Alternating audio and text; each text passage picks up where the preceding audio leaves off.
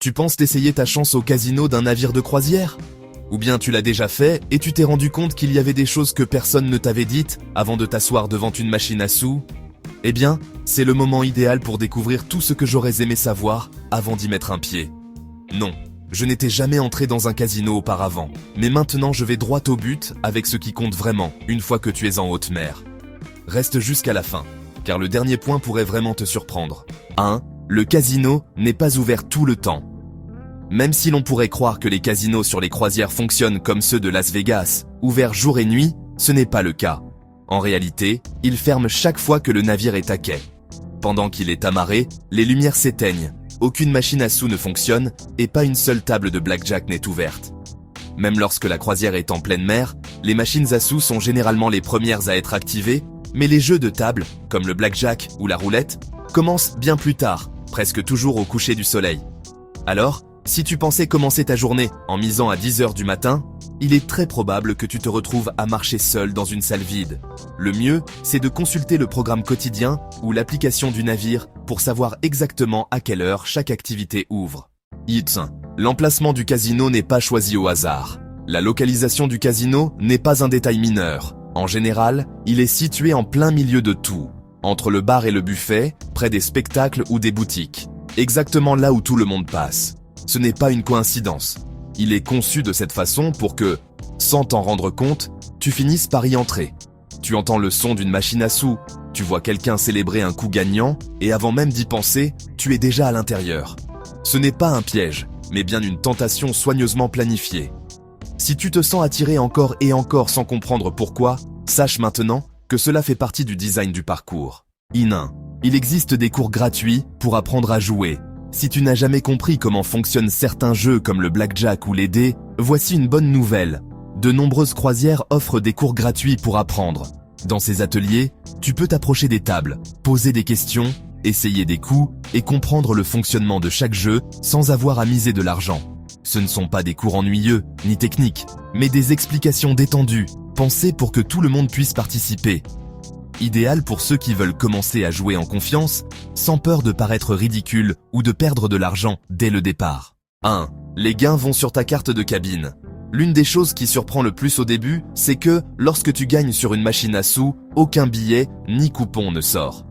À la place, tes gains vont directement sur la même carte que tu utilises pour entrer dans ta cabine. Cette carte fonctionne comme ton compte personnel à l'intérieur du casino.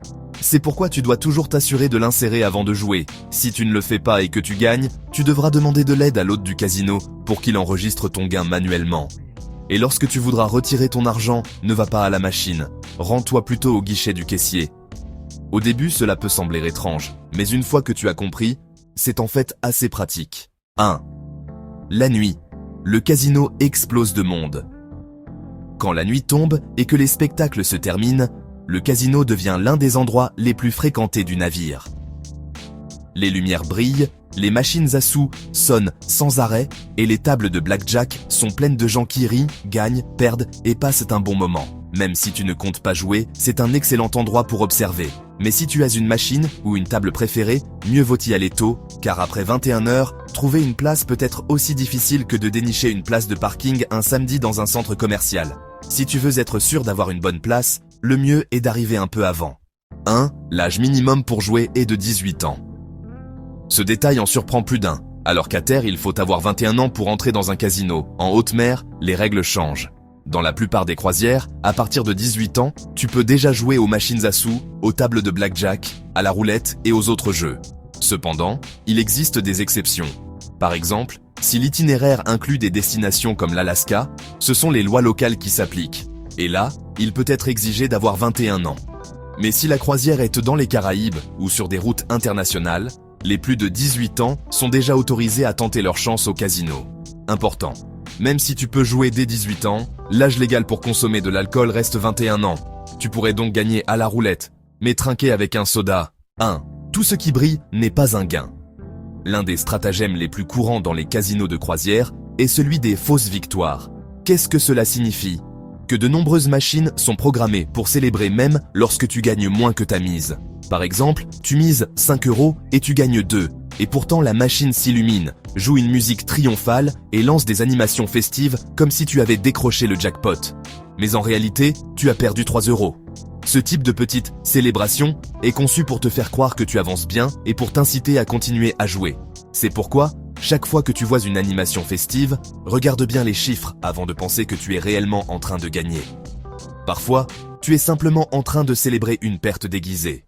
1. Tes mises peuvent t'offrir des croisières gratuites. Ce point est l'un des grands secrets que beaucoup de passagers ignorent. Chaque fois que tu joues au casino du navire, tu accumules automatiquement des points, à condition bien sûr d'avoir inséré ta carte de cabine. Ces points peuvent faire de toi un candidat pour recevoir de futures invitations à naviguer gratuitement. Tout comme il existe des programmes de miles pour les voyageurs fréquents, les casinos ont aussi leur propre système de récompense. Si tu réunis suffisamment de points, tu pourrais recevoir une offre pour revenir à bord sans payer ta cabine, avec la nourriture incluse et parfois même les boissons. Le meilleur, il n'est pas nécessaire de dépenser une fortune. Même avec des mises modérées, si l'hôte du casino voit que tu joues de façon constante, il peut te signaler pour que tu reçoives d'importantes réductions ou même des croisières offertes. C'est pourquoi, utilise toujours ta carte, même si tu ne penses dépenser que 20 €. Idée de ça? Tu peux demander un résumé de tes pertes et gains. Si tu as passé du temps et de l'argent au casino, il existe une ressource utile dont tu peux profiter. Demander un relevé avec tout ton historique de jeu à bord. Ce rapport indique combien tu as misé, combien tu as gagné et combien tu as perdu durant la croisière. Pour ceux qui déclarent leurs impôts en détail aux États-Unis, ces rapports peuvent de même servir à compenser des gains de jeu déclarés ailleurs. Bien sûr, il faut toujours consulter un comptable. Au-delà de l'aspect fiscal, c'est un bon outil pour suivre ton activité, surtout si tu veux entrer dans le système de récompense du casino. N'aie pas honte, rends-toi au bureau de l'hôte et demande ton relevé. C'est gratuit, facile à obtenir, et bien mieux que de faire semblant que ces jetons n'ont jamais quitté ta poche. 1. Les tables peuvent avoir des mises minimales plus élevées que prévu. Si tu rêves de jouer des mains de blackjack pour seulement 1 €, tu risques d'être confronté à une autre réalité. Les mises minimales par table sur les croisières sont souvent bien plus élevées, surtout le soir. Il n'est pas rare de voir des mises minimales de 10, 15 ou même 25 € dans des jeux comme le blackjack ou le poker. Et lorsque les tables sont pleines, ces minimums ont tendance à augmenter encore davantage. Parfois, si tu viens plus tôt dans l'après-midi, tu peux trouver une table avec des mises plus basses, comme 5 €. Mais si tu arrives après 20 h, prépare-toi à poser des jetons plus sérieux sur la table. Pourquoi cela? Parce que l'espace dans le casino est limité, et les compagnies de croisière savent qu'elles ont un public captif en haute mer. Si tu veux respecter ton budget, vérifie les mises minimales avant de t'asseoir, ou joue plus tôt, quand l'ambiance est plus détendue. Les hôtes peuvent t'offrir des cadeaux surprises. C'est un petit secret que peu de gens exploitent. Les hôtes du casino ont la possibilité de t'offrir des cadeaux spéciaux, mais ils ne l'annoncent pas toujours. Parfois, simplement parce que tu es aimable et que tu montres que tu apprécies l'expérience, tu peux recevoir des crédits gratuits pour les machines à sous, des coupons de boissons ou de petits cadeaux promotionnels. La clé est d'être poli, de te montrer comme un client régulier et, après quelques visites, d'aller au bureau de l'hôte avec un sourire et de demander « Y a-t-il une offre sur mon compte ?» Si tu as utilisé ta carte sur les machines ou les tables, il y a de bonnes chances qu'on t'offre quelque chose. Parfois c'est quelques parties gratuites, parfois une boisson, et parfois un porte-clés que tu n'utiliseras jamais, mais qui te fait tout de même sentir comme un VIP.